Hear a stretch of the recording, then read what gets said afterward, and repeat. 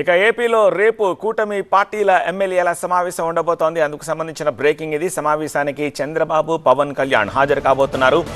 BJP నేతలు 3 పార్టీల ఎమ్మెల్యేలు రేపు ఉదయం 9:30 విజయవాడలోని ఏ కన్వెన్షన్లో సమావేశం కాబోతున్నారు. కూటమి తరపున శాసనసభాపక్ష నేతగా చంద్రబాబును ఎన్నుకోనున్నారు ఎమ్మెల్యేలు. తర్వాత రాజ్భవన్లో గవర్నర్కు లేఖ ఇవ్వనున్నారు కూటమి నేతలు.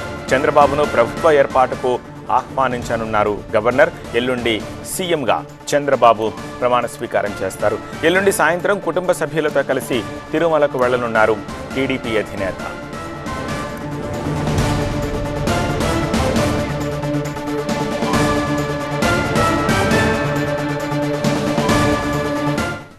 అమరావతి నుంచి మరింత సమాచారం అందించేందుకు మా ప్రతినిధి ఎంపీ రావు ప్రస్తుతం మనకి లైవ్లో అందుబాటులో ఉన్నారు. ఎంపీ రావు, ఏ కన్వెన్షన్లో మీటింగ్కి సంబంధించి ఆ తదుపరి కార్యక్రమాలకు సంబంధించి మీ దగ్గర ఉన్న అప్డేట్స్ ఏంటి?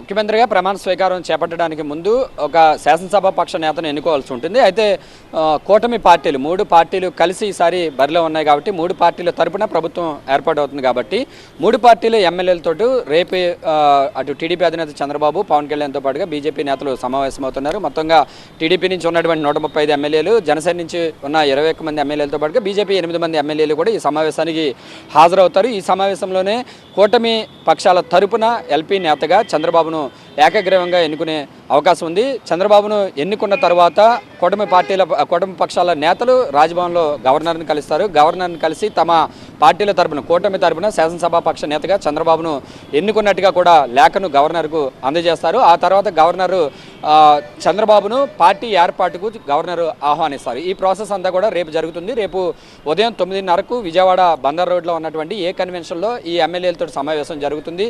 సో ఈ సమావేశం దాదాపుగా 1 గంట పాటు జరిగే అవకాశం ఉంటుంది. ఈ సమావేశంలోనే ప్రభుత్వ ఏర్పాటుకు సంబంధించి కూడా అటు చంద్రబాబుతో కూడా పవన్ కళ్యాణ్ కూడా ఎమ్మెల్యేలను దిశానిర్దేశం చేయనున్నారు.